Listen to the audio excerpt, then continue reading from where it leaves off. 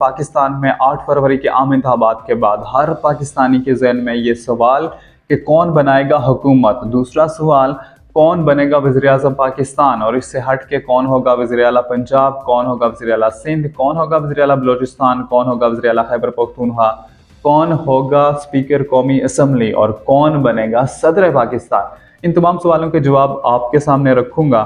और कौन बनाएगा हुकूमत, सबसे पहला सवाल, और इसके जवाब में 6 जमाती इत्तेहाद की जानिब से एक तरफ से बयानिया जारी किया गया है, जबकि दूसरी तरफ पाकिस्तान तहरीक इंसाफ बैरिस्टर गौहर साहब की जानिब से और इमरान खान साहब की जानिब से भी एक बयानिया जारी किया गया है। दोनों बयानिए आपके सामने रखूंगा और फिर हमने एनालिसिस करना है कि कौन अच्छी तगड़ी पोजीशन में है कि वो हुकूमत बना सके।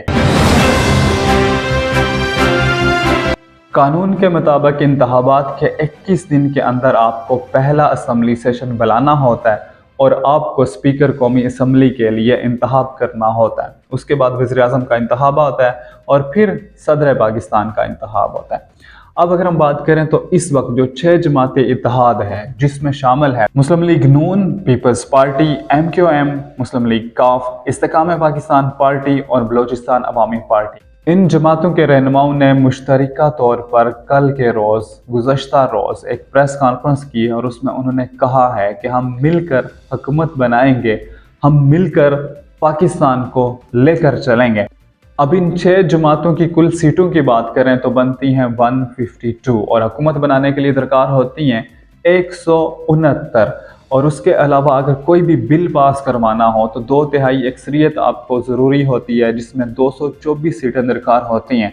तो देखना यह है कि क्या ये जमातें मिलकर 226 का फिगर तय कर लेंगी, क्योंकि अगर ख़वातीन की मखसूस नशिस्तें भी मिलाएं तो ये जमातें इतनी सीटें ले लेंगी कि 226 का फिगर पूरा हो सके। दूसरी जानिब जो इमरान खान साहब की तरफ से कहा गया कि हुकूमत तो बनाना उनका हक है, अब उनका हक है तो उनको पहले ऑफर की गई थी पाकिस्तान पीपल्स पार्टी की तरफ से भी, पाकिस्तान मुस्लिम लीग नून की तरफ से भी, कि आए सब लोग मिलकर हुकूमत बनाते हैं। अगर उनका कोई इरादा होता तो वो रीच आउट करते, बट पाकिस्तान पीपल्स पार्टी की जानिब से ये कहा गया कि हमसे कोई राब्ता नहीं किया गया। और फिर इमरान खान साहब का ये बयान भी आया कि पाकिस्तान पीपल्स पार्टी और पाकिस्तान मुस्लिम लीग नून एक सिक्के के 2 रुख हैं, इनमें से किसी के साथ इत्तेहाद किसी सूरत हो ही नहीं सकता।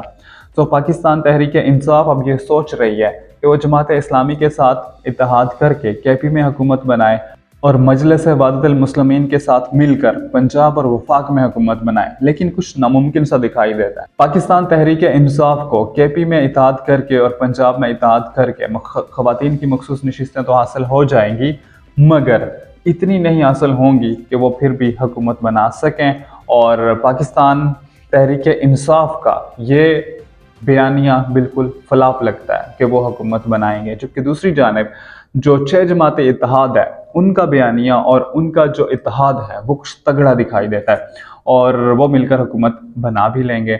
और इस सिलसिले में कहा यह गया कि 29 फरवरी को पहला इजलास बुलाया जाएगा जिसमें स्पीकर कौमी असम्बली का इंतखाब किया जाएगा।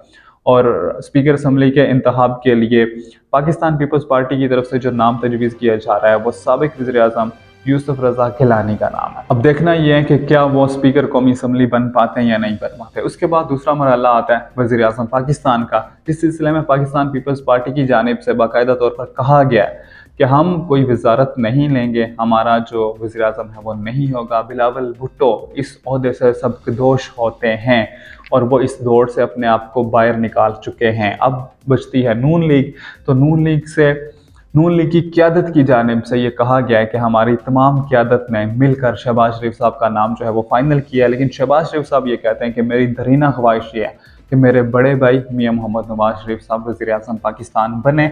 अभी इस चीज़ में कोई फाइनलाइज नहीं किया गया कि कौन होगा इन दोनों में से वज़ीर-ए-आज़म, लेकिन इन 2 भाइयों में से ही एक कोई वज़ीर-ए-आज़म होगा। और अच्छी बात यह होगी कि अगर मियां मोहम्मद नवाज शरीफ साहब वज़ीर-ए-आज़म बनते हैं, लेकिन उनका ये कहना है कि वो बैकएंड पर रहकर वज़ीर-ए-आज़म को सपोर्ट करेंगे। और पाकिस्तान मुस्लिम लीग नून की जानिब से जो वज़ीर आला पंजाब के लिए मरीम नवाज साहिबा का नाम आया है, उनका ये कहना है कि मैं वज़ीर आज़म और वज़ीर आला को सपोर्ट करूँगा, उनको सियासी तौर पर हर तरह के मामलात में मुआवनत करूँगा, अपनी पार्टी को मजबूत करने की कोशिश करूँगा।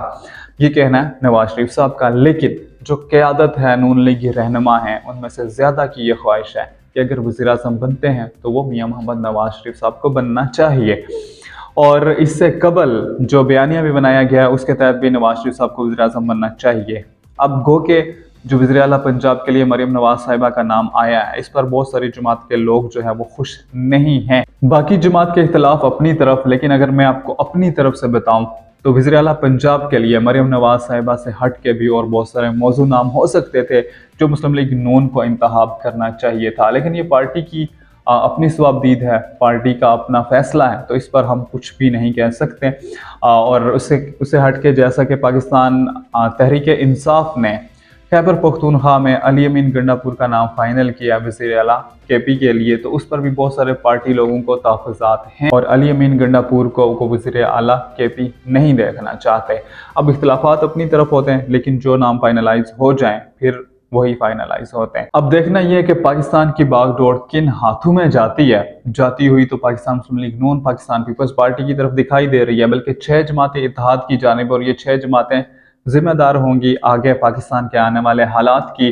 फैसले मुश्किल होंगे और पाकिस्तान को चलाना मुश्किल होगा। सदर पाकिस्तान के लिए आसिफ अली जरदारी साहब का नाम जो है वो मौजू है और वही बन जाएंगे सदर पाकिस्तान, जहां तक लगता है। और 9 मार्च को तकरीबन ये तकरीब होगी सदर पाकिस्तान की हलफबरदारी की, उसमें आसिफ अली जरदारी साहब भी हलफ उठाएंगे। अब पाकिस्तान पीपल्स पार्टी और पाकिस्तान मुस्लिम लीग नून की जानिब से ये बाकायदा तौर से जो सबसे बड़ा गठजोड़ और इन 2 जमातों को मिलकर चलना है, और इन 6 जमातों ने मिलकर चार्टर ऑफ डेमोक्रेसी को आगे बढ़ाने का फैसला भी किया है। अब देखना ही है कि कब तक ये चलता है। वैसे तो तनकीद ये की जा रही है कि ये हद करके साल 2 साल ये सेटअप चलेगा, उसके बाद ये फ्लॉप हो जाएगा। इस तनकीद पर अगर हम बात करें तो इससे पहले कुछ ऐसी बातें हो चुकी हैं जिसकी वजह से हम ये कह सकते हैं कि ऐसा हो सकता है। पर हो सकता है कि हुकूमत अच्छी चले, 5 साल अच्छे निकाल जाए। और ये भी कहा जा रहा है कि आसिफ अली जरदारी साहब सदारती आर्डीनेंस पास करवा लेते हैं और ज़्यादा इख्तियारात जो है वो सदर के पास चले जाते हैं। लेकिन यहाँ पर कुछ मुश्किल होगा, क्योंकि पाकिस्तान मुस्लिम लीग नून की अगर हुकूमत की बात की जाए तो उनके तर्ज हुकूमत में ज़्यादातर जो इख्तियारात होते हैं वो वज़ीर आज़म के पास होते हैं। तो अभी देखना ये है कि ये किस तरह से रल मिलकर चलते हैं और किस तरह से पाकिस्तान के अवाम को रिलीफ फराहम करते हैं। पाकिस्तान के अवाम जो इस वक्त बहुत ज़्यादा मुश्किलात का शिकार हैं, उनको मुश्किलात से कैसे निकालते हैं, पाकिस्तान को मुश्किल से कैसे निकालते हैं, पाकिस्तान की नाव को कैसे मझधार से बाहर निकालते हैं। तो इस पर मज़ीद इंशाल्लाह जो अपडेट्स आएंगी आपके सामने शेयर करेंगे। इसी के साथ इजाज़त दीजिएगा। अल्लाह ने के बाद।